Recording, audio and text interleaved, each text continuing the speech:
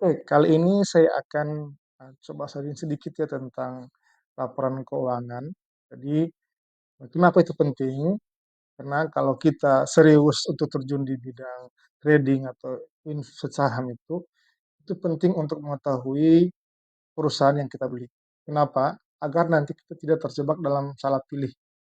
Ya, salah pilih, perusahaan yang buruk kita beli dan seterusnya, karena di dalam bursa efek itu ada ratusan perusahaan ya, ada ratusan emiten yang listing di situ, dan yang tiap hari itu dengan ratusan berita atau ribuan berita yang keluar tentang berbagai emiten. Nah, tentunya kalau kita tidak, apa namanya, paham atau kita tidak mengetahui tentang perusahaan apa yang kita beli, kita akan rentan dengan terjebak dengan hal-hal yang sifatnya katakanlah salah pilih perusahaan atau yang rugi, kita kita kita tidak tahu bahwa itu saham saham itu rugi atau untung kita beli dan seterusnya. Sehingga akhirnya di saat harganya di bawah turun atau misalkan kita beli kemudian harganya tidak sesuai dengan yang kita harapkan yakni naik, kita jadi galau, kita jadi uring-uringan yang akhirnya kita kemudian cut loss. Nah, lama-lama nanti kan kalau kita sudah keseringan kata seperti itu nantinya bukannya untung malah buntung dan akhirnya kita tidak lagi menikmati, profit dari saham malah kita top up terus-terusan karena untuk menambal kerugian yang sudah ada. Nah itu. Jadi, kali ini saya akan coba share tentang mengenal lebih dekat ya apa itu laporan keuangan dan apa saja sih yang penting dari situ gitu, ya. Nah jadi,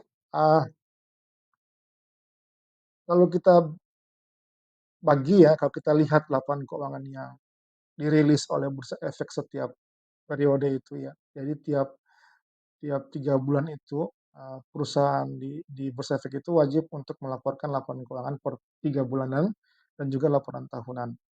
Nah, paling tidak ada 3 laporan keuangan yang penting yang kita harus pahami, yakni adalah laporan, neraca atau balance sheet-nya, kemudian laporan, laba rugi atau income statement-nya, dan laporan arus kas. Nah, sebenarnya ada 2 lagi, ada 2 lagi laporan keuangan atau bagian laporan keuangan yang menjadi bagian utuh dari laporan keuangan sendiri, yakni adalah, laporan perubahan modal dan, chart atau catatan atas laporan keuangan. Nah, ini chart ini dia memuat berbagai informasi atau keterangan tentang, apa namanya, angka-angka atau pos-pos yang ada di 4 laporan keuangan lain. Jadi kalau kita ingin tahu lebih detail, misalkan kita ingin tahu tentang laba ini dari mana, itu kita bisa buka di chart-nya, itu kita bisa lihat lebih detail di situ gitu. Itu ya, jadi nanti tapi kita hanya akan fokus di 3 ini di, eee, laporan, eee, neraca atau balance sheet-nya, kemudian di laporan laba rugi, dan kemudian di cash flow. Laporan keuangan yang pertama kita akan coba pelajari itu adalah laporan keuangan yang dari neraca atau balance sheet ya. Nah, ini saya coba ambil dari salah satu perusahaan, Elnusa ya, ini Elsa, kode saham Elsa dengan saya menggunakan platform dari salah satu sekuritas yang cukup besar di Indonesia, untuk, sharing ini ya. Jadi, eee, kita lihat di sini, jadi kalau kita, apa namanya, agak ke belakang gitu ya, jadi kalau neraca itu dia terbagi jadi 2 komponen utama, yakni ada aktiva dan pasiva. Di mana aktiva itu adalah aset, sedangkan pasiva itu adalah, eee, modal ditambah dengan liability atau utang. Nah, karena namanya neraca, dia harus seimbang antara kiri dan kanan, ya, antara kiri dan kanan. Nah, yang pertama adalah dari kolom aktiva dulu. Aktiva itu adalah aset ini ya, kolom aktiva ini adalah aset. Secara garis besar itu dibagi jadi 2 kelompok besar, yakni ada aset lancar dan ada aset tidak lancar. Nah, aset lancar itu adalah seluruh jenis aset ya, yang biasanya itu mudah untuk diubah menjadi uang tunai. Biasanya diisi dia, eee, kurang dari setahun untuk bisa diubah menjadi uang tunai atau uang cash. Nah, yang termasuk dalam kelompok ini itu antara lain itu adalah cash ya, cash dan yang setara cash, kemudian piutang perusahaan, jadi kalau misalkan si perusahaan menjual barang, kemudian tidak secara tunai atau secara utang gitu ya, kepada perusahaan lain, itu disebut dengan piutang perusahaan. Kemudian ada inventory, itu adalah segala hal persediaan barang yang perusahaan yang siap untuk dijual, kemudian ada yang lain, gitu ya.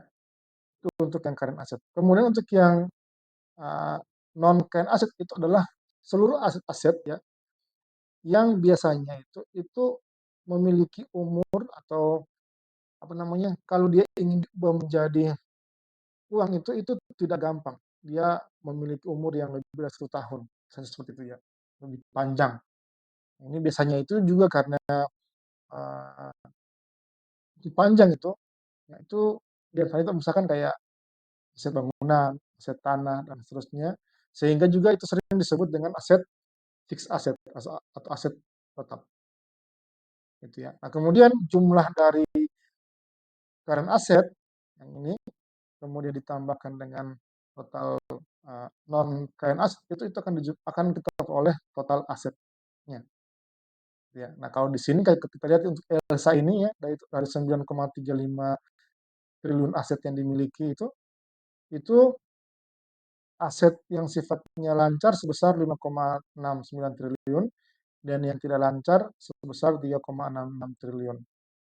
Kemudian dari 5,6 triliun itu, yang ini, yang lancar ini, itu kemudian terdiri dari cash-nya sebesar 1,86 triliun, kemudian piutang perusahaan sebesar 3,1 triliun, kemudian inventory-nya sekian miliar, dan lainnya adalah 217 miliar rupiah. Nah, kalau kita lihat di sini, itu apa namanya, eh, posisi piutang ini mendominasi ya untuk Elsa ini. Nah, ini mungkin saja karena wajar ya, karena Elsa kan sifatnya adalah perusahaan apa namanya, perusahaan yang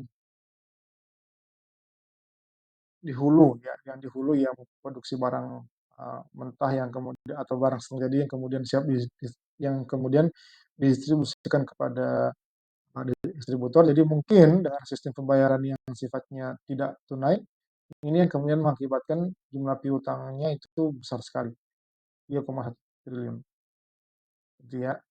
Itu untuk aset. Nah, kemudian di kolom sebelah di apa namanya, di bagian pasifa itu ada dua komponen utama, yakni komponen equity yang ini yang di bawah ini, equity dan komponen liability. Nah, kalau equity ini, ya ini dia adalah artinya adalah seluruh modal yang dimiliki oleh perusahaan itu sendiri, baik oleh pemegang saham publik ya, ataupun oleh modal yang di-store oleh oleh para pendiri di awal gitu. Ini, ya itu. Kemudian untuk liability-nya itu juga sama kayak aset. Dia ada yang disebut dengan current liability dan ada long term liability. Artinya ini adalah utang jangka pendek dan utang jangka panjang. Ya. Jadi yang jangka pendek itu adalah seluruh utang yang jatuh tempohnya itu di bawah satu tahun. Nah, ini biasanya adalah utang dagang, utang supplier, dan seterusnya. Pokoknya seluruh utang-utang yang jauh tempo kurang dari 1 tahun, itu disebut dengan utang lancar. Dan biasanya utang-utang yang ini tidak mengandung bunga yang di kelompok utang lancar ini.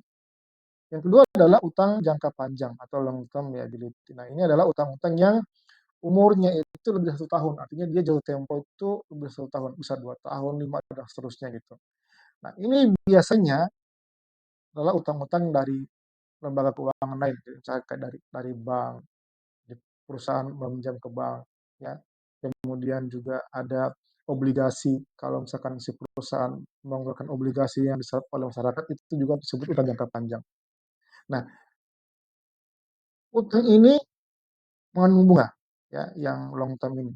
Misalnya dia mengandung bunga, sehingga dalam apa, kalau dibandingkan dengan current liability ini yang lebih berisiko, ya, yang si long term ini, gitu. Nah, sama halnya dengan aset tadi, Jadi di sini pun kita bisa melihat secara sekilas gitu bagaimana komposisi utang dari si Elsa ini gitu. Nah, kita lihat ya di sini ada 5 triliun utang yang dimiliki itu sebagian besar berupa current liability. Jadi dan yang long term-nya hanya sekitar 1, sekian triliun. Jadi bisa dibilang ini agak perusahaan sehat ya, karena long term-nya atau paling tidak dari resikonya untuk bunga itu cukup rendah, tidak tidak tidak terlalu beresiko gitu. Ya, itu. Itu adalah beberapa komponen utama di laporan neraca. Nah, dari beberapa laporan ini kemudian kita bisa mengambil beberapa uh, namanya rasio keuangan pada suatu perusahaan. Ya. Banyak sekali, cuma paling tidak ada 3 yang kita bisa lihat dari sini. Yang pertama adalah rasio DER-nya, dan itu adalah merupakan rasio utang terhadap equity ya, itu equity rasio. Jadi utang dibagi dengan total equity. Nah ini, jadi kita tinggal membagi antara dengan total utang ini yang 5, sekian triliun ini, bagi dengan total equity yang 4,3 T ini gitu ya. Nah, biasanya kalau perusahaan-perusahaan yang memiliki nilai DER-nya di atas 1 itu dianggap kurang baik. Dianggap kurang baik karena artinya itu jumlah utang yang dimiliki itu lebih besar dari jumlah modalnya. Jadi Anda bisa bayangkan ya, Anda punya perusahaan senilai 10 juta rupiah, kemudian utang 6 juta, dan modal 4 juta. Nah, jadi kan berarti kan total asetnya itu didominasi oleh utang. Itu. Tetapi kalau kita bisa perdalam, jadi jangan cuma dari yang kita bisa lihat. Nah, ini yang apa namanya, yang juga kebanyakan luput ya. Jadi jangan hanya dari yang kita lihat. Karena DER tadi itu kenapa kenapa jangan cuma DER? Karena tadi dari itu kan dia merupakan gabungan dari 2 jenis utang. Ada utang jangka pendek dan utang jangka panjang.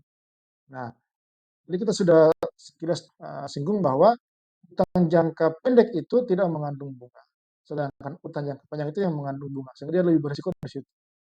Nah, jadi kalau ingin melihat bagaimana risiko lebih lanjut lagi itu sebaiknya selain DER kita juga harus bisa menghitung bagaimana rasio utang jangka panjang yang long term ini atau total equity-nya dia. Nah, kalau kita lihat lagi ini adalah 1, sekian triliun bagi dengan 4,3 triliun. Nah, lebih rendah lah ya, lebih rendah.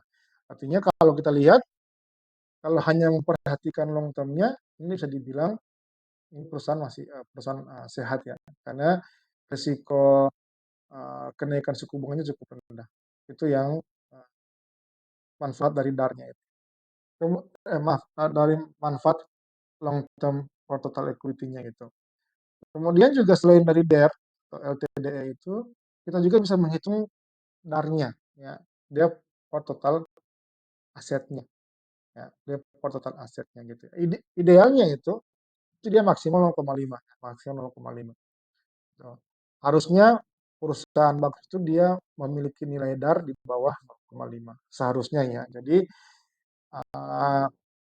kenapa 0,5? Karena itu adalah maksimal nilai dari utang. Jadi kalau misalnya kita punya perusahaan 10 juta, jadi maksimal itu dia 5 juta utang. Itu yang dikatakan ideal. Ya. Lebih bagus lagi adalah dia di bawah 0,5. Jadi 0,4 atau 0,3 dan ke bawah. Ya. Artinya dia kalau nilai darnya di bawah 0,5 itu artinya nilai utangnya itu lebih bukan nilai asetnya itu lebih didominasi oleh equity dibandingkan oleh utang. Sedangkan kalau nilai darnya di atas 0,5 itu artinya aset perusahaan itu didominasi oleh utang. Nah, kalau kita lihat di sini, ini dengan total utang 4, maaf, 5, sekian triliun, ya, dengan total asetnya 9,35 triliun, maka bisa dikatakan bahwa sebagian besar terlebih dari 50% aset dari saham ELSA itu adalah berupa utang.